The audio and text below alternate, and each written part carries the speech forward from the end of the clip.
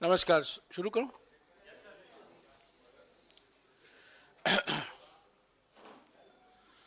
दोस्तों, आप जानते हैं कि पिछले कुछ दिनों में इलेक्ट्रल बॉन्ड की जानकारी भरपूर तरीके से आई है और सबको जानकारी मिली है कितना इलेक्ट्रल बॉन्ड बेचा गया है और कितना इलेक्ट्रल बॉन्ड खरीदा गया है और कहां कहां वो बॉन्ड किस पार्टी को दिया गया है। आप ये भी जानते हैं कि स्टेट बैंक ऑफ इंडिया ने बार बार सुप्रीम कोर्ट से ये कहा कि हमें 30 जून तक समय चाहिए। हमारे पास पूरी जानकारी है, पर जो सुप्रीम कोर्ट चाहती है वो जानकारी समय लगेगा। हमें 30 जून 2024 यानी कि चुनाव के बाद हम वो जानकारी दे पाएंगे। कल हमारे दो युवा साथियों ने एक 5 लाइन का कंप्यूटर प्रोग्राम लिखा और ये सब मैं आपको देने वाला हूं। सिर्फ 5 लाइन का, ये कंप्यूटर भाषा में इसको पाइथन कहते हैं। आप लोग जो लोग भारतीय राजनीति में दिलचस्पी रखते हैं, आप जानते हैं कि पाइथन अजगर हमारे भारतीय राजनीति में बहुत विशेष महत्व रखता है। अजगर, पर ये पाइथन भी बहुत महत्व रखता है कंप्यूटर के दुनिया में। ये एक कंप्यूटर भाषा है और हमारे दो युवा साथियों ने ये 5 लाइन का एक कंप्यूटर प्रोग्राम लिखा जिसको कहते हैं कोड। कंप्यूटर कोड लिखा 5 लाइन का और 15 सेकंड के अंदर जो जानकारी सुप्रीम कोर्ट चाहती थी हमने हासिल की और उसका विस्तृत तरीके से विश्लेषण हमने किया है। उसकी जानकारी मैं आपको देने वाला हूं। पर पहली बात तो यह है कि जो स्टेट बैंक ऑफ इंडिया हमेशा कहकर आ रही थी कि हमें 30 जून 2024 तक समय चाहिए सुप्रीम कोर्ट के आदेश को पालन करने के लिए, हमने 15 सेकंड के अंदर ये जानकारी हासिल की है। तो बिल्कुल साफ है कि मोदी सरकार नहीं चाहती थी कि ये जानकारी अभी निकले, पूरी तरीके से ये जानकारी निकले जो सुप्रीम कोर्ट ने आदेश किया था। दूसरी बात, जब इलेक्ट्रल बॉन्ड की जानकारी पहली निकली थी, मैंने आपको कहा था कि इस घोटाले में 4 अलग अलग तरीके अपनाए गए हैं। मैं कंपनियों को दोषी नहीं ठहरा रहा हूं। कांग्रेस पार्टी निजी कंपनियों के खिलाफ नहीं है। कांग्रेस पार्टी ये मानती है कि जीडीपी विकास दर बढ़ाने के लिए निजी निवेश अनिवार्य है।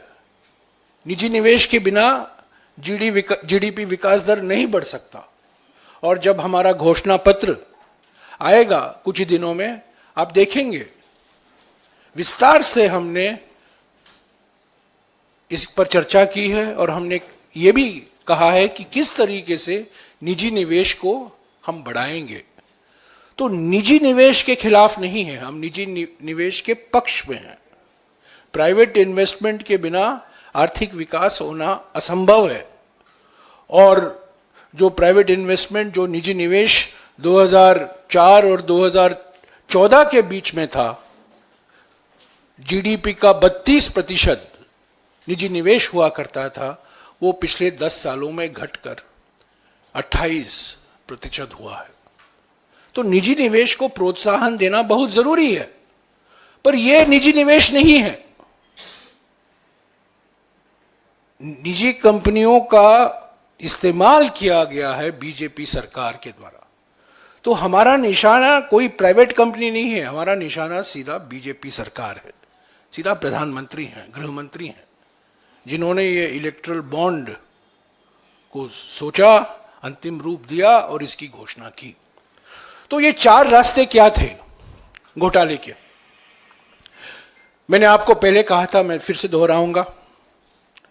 पहला रास्ता था चंदा दो धंधा लो।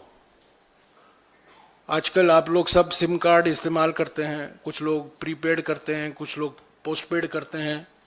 ये प्रीपेड घूस है,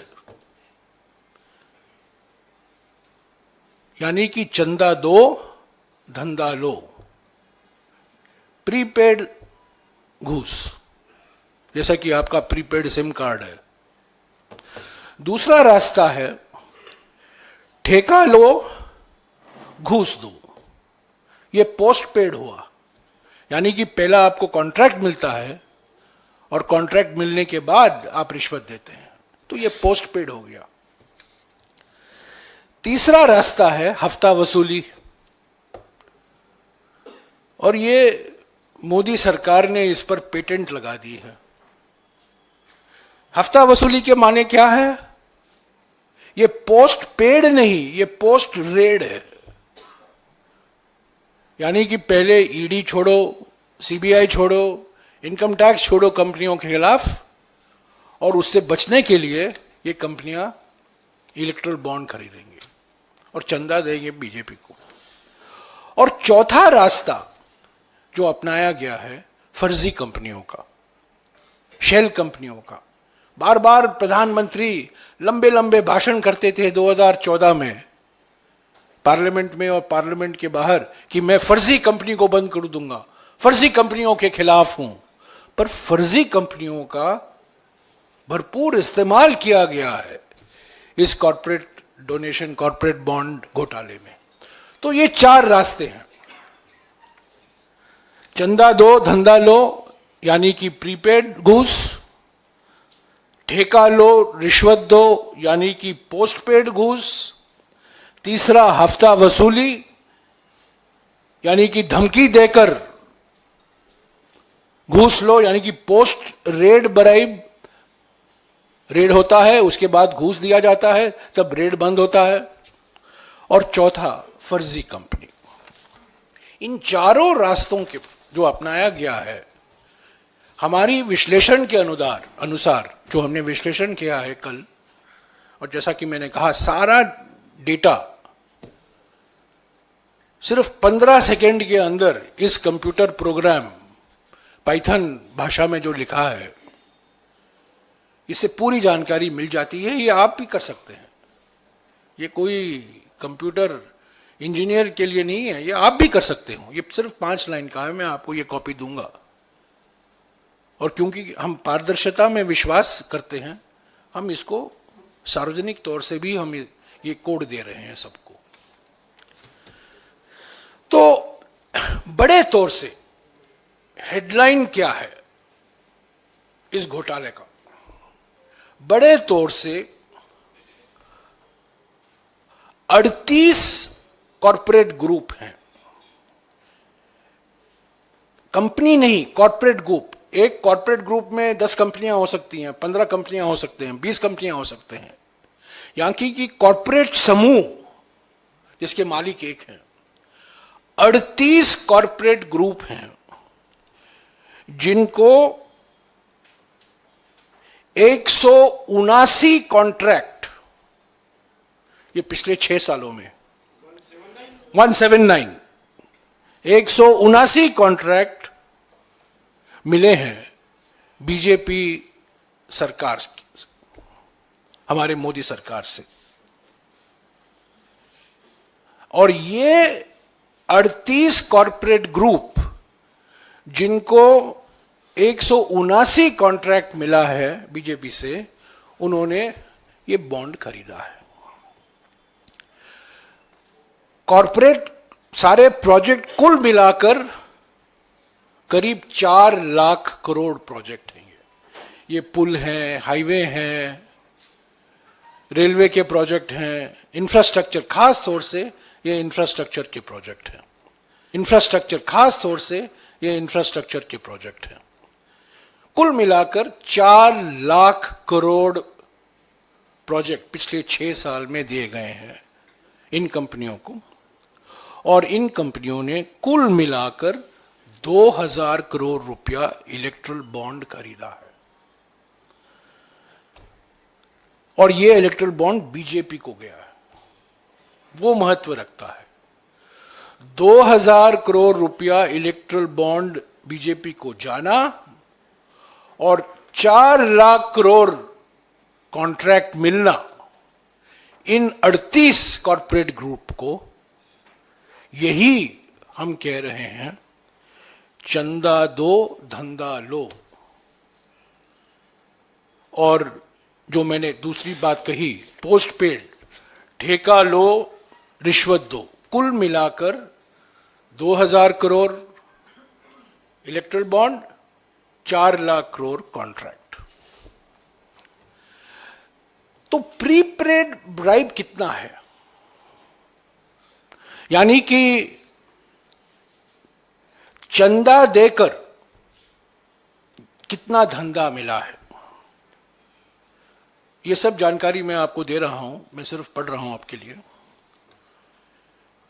करीब 551 करोड़ चंदा दिया गया है बीजेपी को, और उसमें से करीब 1.32 करोड़ लाख करोड़ प्रोजेक्ट मिले हैं 3 महीने के अंदर। ये बहुत बड़ा महत्वपूर्ण मुद्दा है। 3 महीने के अंदर, यानी कि बॉन्ड खरीदा जाता था, चंदा दिया जाता है, और 3 महीने के अंदर इनको ये प्रोजेक्ट मिलता है। चंदा दो धंधा लो, यानी कि प्रीपेड ब्राइब।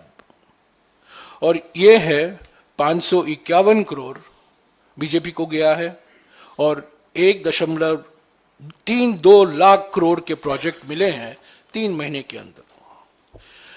दूसरा जो मैंने कहा था, पोस्ट पेड ब्राइब, यानी कि ठेका लेकर पहले कॉन्ट्रैक्ट मिलता है, उसके बाद में घूस दिया जाता है, रिश्वत दिया जाता है। इनमें से 49 ऐसे मिसाल हैं, 49 ऐसे कंपनियां हैं इस डेटाबेस में, जिनको 62,000 करोड़ रुपए के प्रोजेक्ट मिले हैं और करीब 600 करोड़ रुपए का इलेक्ट्रल बॉन्ड खरीदा गया है। हफ्ता वसूली, जैसा कि मैंने कहा, इस पर हमारे प्रधानमंत्री का पेटेंट हो गया है, यानी कंपनियों के खिलाफ ईडी इंक्वायरी शुरू करो, सीबीआई जांच शुरू करो, इनकम टैक्स जांच शुरू करो, और उससे राहत मिलने के लिए ये कंपनियां तंग हो जाती हैं और वो इलेक्ट्रल बॉन्ड खरीदते हैं। तो कितने ऐसे कंपनी हैं? ऐसे 41 कॉरपोरेट ग्रुप हैं, 41 ऐसे समूह हैं, कंपनियों के समूह, जिनके मालिक एक है। कंपनियां अनेक हो सकते हैं, बट 41 ऐसे कॉरपोरेट समूह हैं जिन पर ईडी, सीबीआई और इनकम टैक्स की जांच की शुरुआत की गई है उनके खिलाफ, और रेड शुरुआत के बाद करीब 1,853 करोड़, यानी कि 1900 करोड़ रुपया रेड के बाद दिया गया है चंदा। रेड के बाद बॉन्ड खरीदा गया है, और ये बॉन्ड सीधा बीजेपी के खाते में गया है। और चौथा रास्ता, जो फर्जी कंपनी का रास्ता है, जिसके खिलाफ प्रधानमंत्री ने लंबे लंबे भाषण किए थे 2014 और 2015 में, ऐसे 16 फर्जी कंपनी है, 16 फर्जी कंपनियां हैं। माने कौन ये कंपनी है, क्या करते हैं, क्या बनाते हैं, मुनाफा कितना है, कहां से ये मुनाफा आ रहा है, इसकी कोई जानकारी नहीं। ये शेल कंपनी है, फर्जी कंपनी है। और 16 फर्जी कंपनियों ने करीब 419 करोड़ रुपया चंदा बीजेपी को दिया है। फर्जी कंपनियों ने। तो साथियों, संक्षिप्त में मैं यही कहूंगा, ये चार रास्ते, एक मशहूर हिंदी फिल्म हुआ करता था 1970 के दशक में, राजेश खन्ना और मुमताज, आपको याद होगा, दो रास्ते। ये तो चार रास्ते हैं, दो रास्ते नहीं, ये चार रास्ते। हर बात में इन्फ्लेशन बढ़ गया है, रास्तों का भी इन्फ्लेशन हो गया है। दो रास्ते नहीं, चार रास्ते।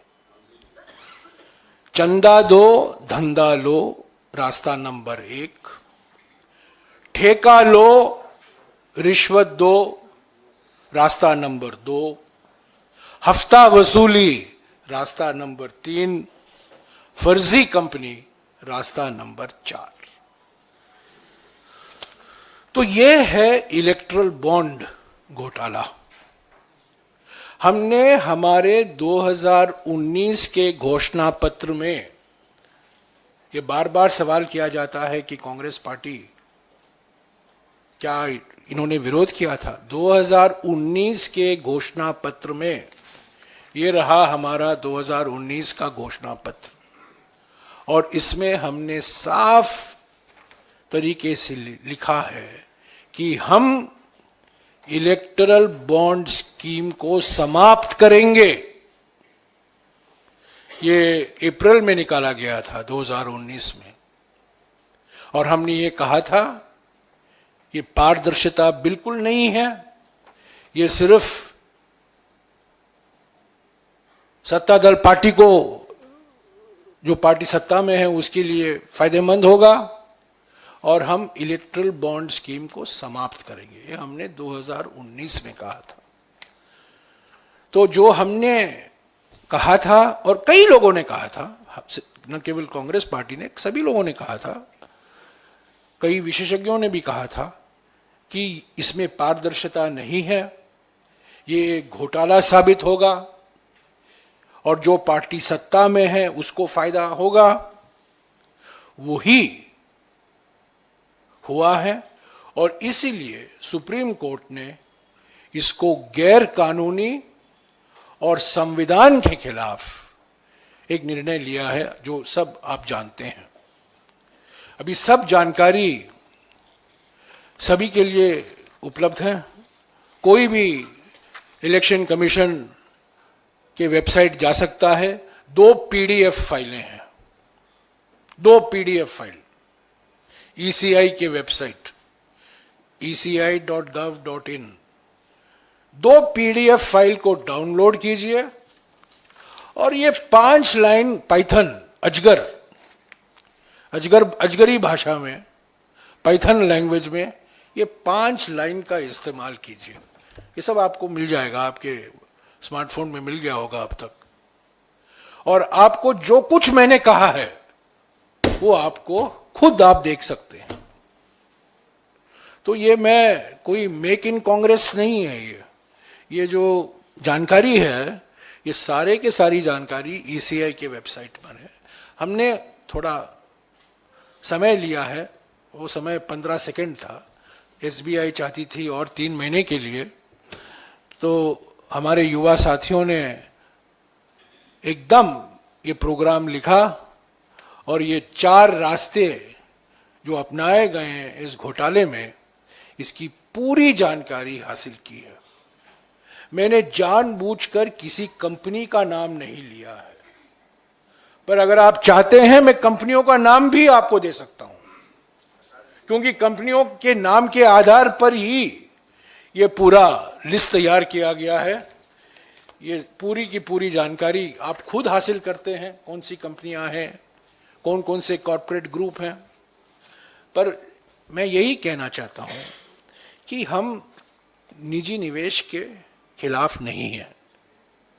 निजी निवेश होना बहुत जरूरी है, निजी निवेश को प्रोत्साहन देना जरूरी है। पिछले 10 साल में निजी निवेश को धक्का मिला है, और सारे का सारा निजी निवेश इलेक्ट्रल बॉन्ड में जा रहा है, ईडी से बचने के लिए, CBI से बचने के लिए, इनकम टैक्स से बचने के लिए। तो असली निजी निवेश की जरूरत है जीडीपी विकास दर बढ़ाने के लिए, आर्थिक तरक्की के लिए, और उसको पूरा प्रोत्साहन कांग्रेस पार्टी देगी। पर यह जो घोटाला हुआ है, इस पर मैंने पहले कहा है, मैं ये मांग फिर से दोहराऊंगा कि इस पर एक एसआईटी का गठन होना जरूरी है।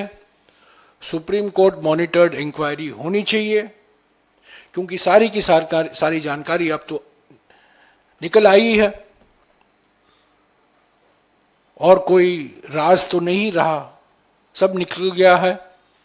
अभी मैचिंग भी हो सकता है, किसने कब कौन सा बॉन्ड खरीदा और किस पार्टी को गया, वो भी जानकारी मिल गई है। तो हम चाहते हैं कि अब तो ये समाप्त हो गया है, ये स्कीम नहीं है, पर जो इस स्कीम का दुरुपयोग किया गया है, कंपनियों को धमकी देकर जबरदस्ती कॉर्पोरेट इलेक्ट्रल बॉन्ड खरीदने को मजबूर किया है, ताकि वो ईडी से बचें, इनकम टैक्स से बचें, सीबीआई से बचें। और कई जो मैंने मिसाल आपको गिनाए हैं, ऐसे उदाहरण हैं जहां कॉर्पोरेट बॉन्ड इलेक्ट्रल बॉन्ड खरीदने के 3 महीने के बाद, 3 महीने के अंदर आपको बड़े बड़े इंफ्रास्ट्रक्चर के प्रोजेक्ट मिल जाते हैं। तो ये चंदा धंधा घोटाला है ये, और कुछ नहीं। जो सरकार, जो प्रधानमंत्री एमएसपी को कानूनी दर्जा देना नहीं चाहते हैं, वही सरकार, वही प्रधानमंत्री घूस को कानूनी दर्जा दे दिया इलेक्ट्रल बॉन्ड से। तो घूस को कानूनी दर्जा देना सही है, पर एमएसपी को कानूनी दर्जा नहीं देना वो असंभव है। यही इनकी मानसिकता है। चंदादाताओं को सम्मान और अन्नदाताओं का अपमान, यही मोदी सरकार की नीति रही है। ये घोटाला, इस पर जांच होनी चाहिए, सुप्रीम कोर्ट मॉनिटर्ड इंक्वायरी होनी चाहिए, और सभी पार्टियां इस इंक्वायरी, इस जांच से अपना सहयोग देगी। हमारी पार्टी भी पूरी सहयोग देगी। शुक्रिया।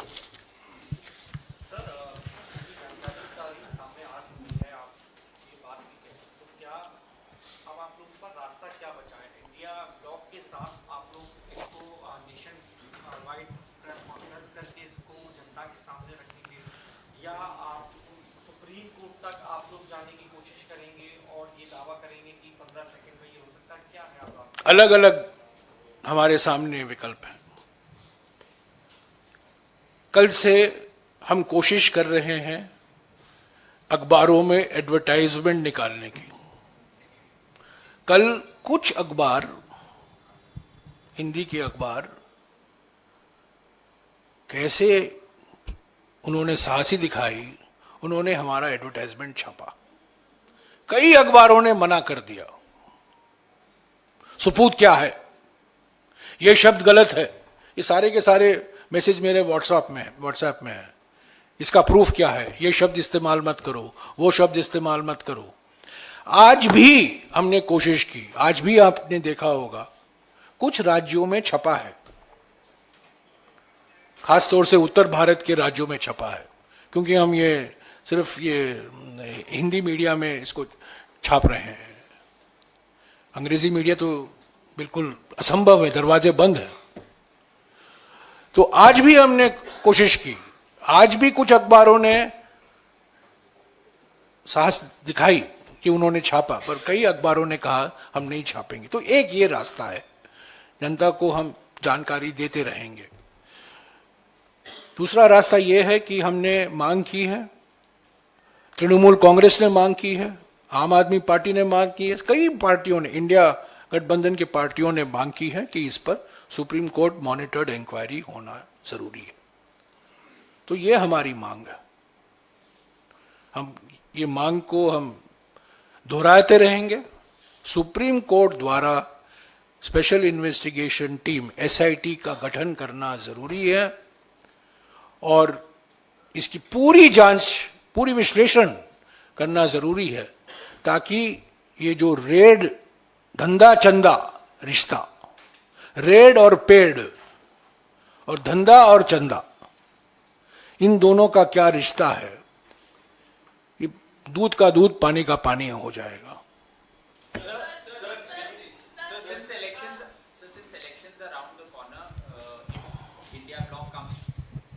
Since elections are around the corner, if India bloc comes to power, When will it you, comes to power, when it comes to when power, it comes to power, will you get this investigated? Because you are saying that this is a scam. 100%. When the India bloc, India group parties come to power, there will be a JPC on Modani, and there will be an SIT on Chanda, Dhanda, Red, Paid. Definitely. No doubt about it. There will also be, if the India bloc comes to power, there will also be a SIT on PM Cares, which is another big scam, Sir, in which Chinese companies have also donated to PM Cares. PM Cares, no CAG audit, no transparency, and singularly inappropriately named for a PM who doesn't care. This scheme is called PM Cares. Sir आपने कहा कि ये SIT की जांच हो, supreme court monitored, ये इसके किनकी अध्यक्षता में? फॉर्मर जज जो रिटायर्ड हो चुके या सुप्रीम कोर्ट के चीफ सिटिंग जस्टिस जज? जो उचित समझे वो करें, सिटिंग या अवकाश प्राप्त, वो जो उचित समझे। पर ये सुप्रीम कोर्ट मॉनिटर्ड इंक्वायरी होनी चाहिए, स्पेशल इन्वेस्टिगेशन टीम का गठन होना चाहिए, और सुप्रीम कोर्ट के द्वारा ये पूरी जांच होनी चाहिए, क्योंकि ये सरकार ही इसमें शामिल है, मोदी सरकार ही शामिल है, ये सरकार की कोई जांच नहीं कर सकती। और संवैधानिक संस्थाएं इतने कमजोर हो गए हैं कि हमारा विश्वास संवैधानिक संस्थाओं में इतना नहीं रहा है। सीएजी मिसाल के तौर से।